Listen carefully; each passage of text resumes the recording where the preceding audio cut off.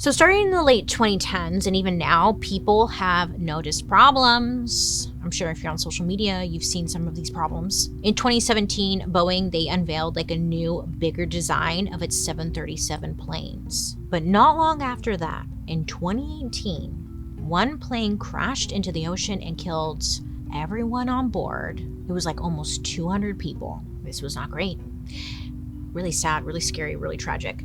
And then like the following year, there was another plane crash that like killed around 150 people on board. And remember that airplane that like went missing? There was some weird shit going down. I know you've been paying attention. Now, when these crashes were investigated, it was revealed that mechanical errors made it difficult for the pilots to steer correctly. And worse, Boeing may have known about some of these errors. I have to watch my verbiage or I'll get sued. So, but like, you know, they may have known about these errors. Yeah, okay.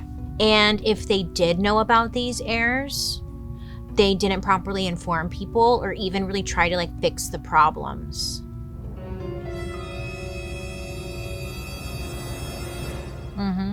Then in early 2024, Boeing planes just start breaking. In January of this year, the door to a plane broke off mid-flight. Did you see that? It's just like, I don't know, snapped off, blew away. It was like the Wizard of Oz when she's in the house and that tornado's coming and like the door isn't it the door gets sucked off? It's like that. Oh my God, scary. Just scary. I would be crying. Oh, I hate flying. Anywho, there were like issues with windows flying off, wheels getting stuck, engine stalling. Again, you've probably seen the stories on social media. And it kind of felt like it was a running joke. Like, oh, is it a Boeing airplane? You know, super scary, honestly.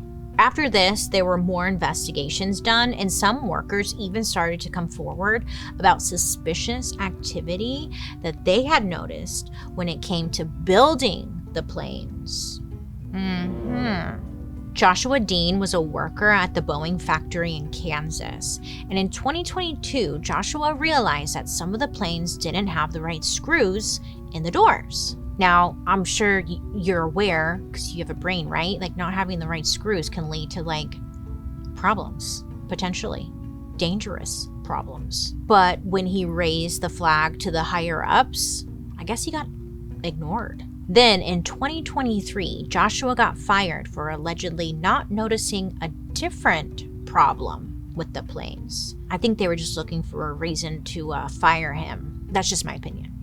And so in return, Joshua, he sues. So in court, Joshua brings up the initial problems that he found and he brings the receipts, okay? Now, less than a year later, he was proven right when the door of a newly built Boeing plane breaks off mid-flight. Now, this starts to blow up online and people are like, hell yeah, a Boeing whistleblower. Like, what is this about? Let's hear him out.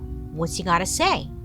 What's going on? But tragedy strikes in May 2024 when Joshua dies out of nowhere. Now, the weird part was that it happened very quickly. Now, his family described him as like a very healthy man in his 40s. He dieted, he exercised, he took care of himself. His wife said that like he rarely got sick. And in just a few weeks, from mid-April to early May, he was hospitalized. Now, I guess he had severe infections and like lung problems, and his health got worse and worse, and then he died. Aqua Tofana. They totally did. They Aqua Tofana him. Allegedly, in my opinion. Personally, I believe. Maybe. Don't sue me. Oh, and then, a few months before, another ex-Boeing whistleblower named John Barnett also died. Did you see this one? I know you saw this one online too. He had been in a lawsuit against Boeing. And in the middle of the trial, John allegedly went out to his car, like in the parking lot, and took his own life. He I don't know if you saw it, but it was online. There was a letter that he wrote before he took his own life. And it's bizarre. It's freaky.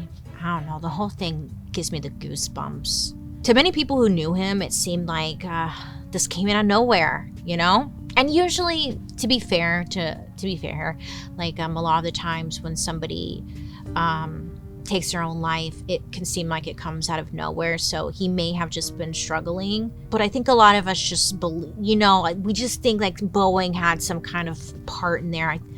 I bet you they were going to do something dirty, like take all of his money, ruin his whole freaking life. I don't know. Or maybe not.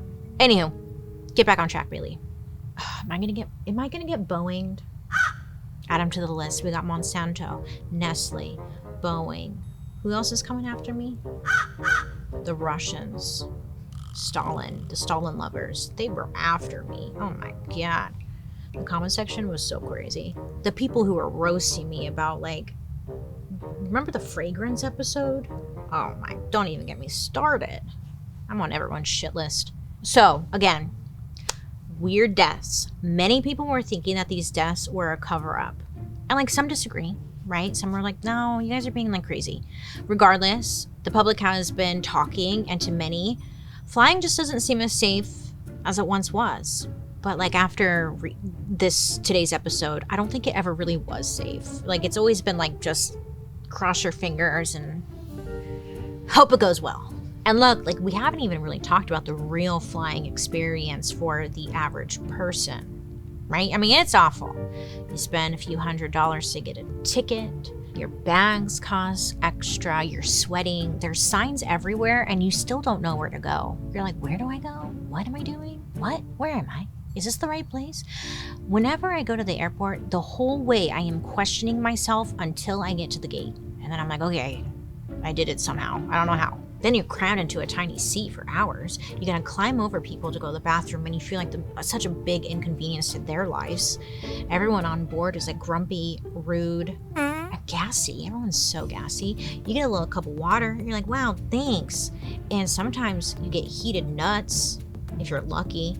And for me, once that door shuts, I am praying the whole way there that door doesn't break off or a window doesn't crack open when we're 30,000 feet in the air. This episode is bringing me lots of anxiety.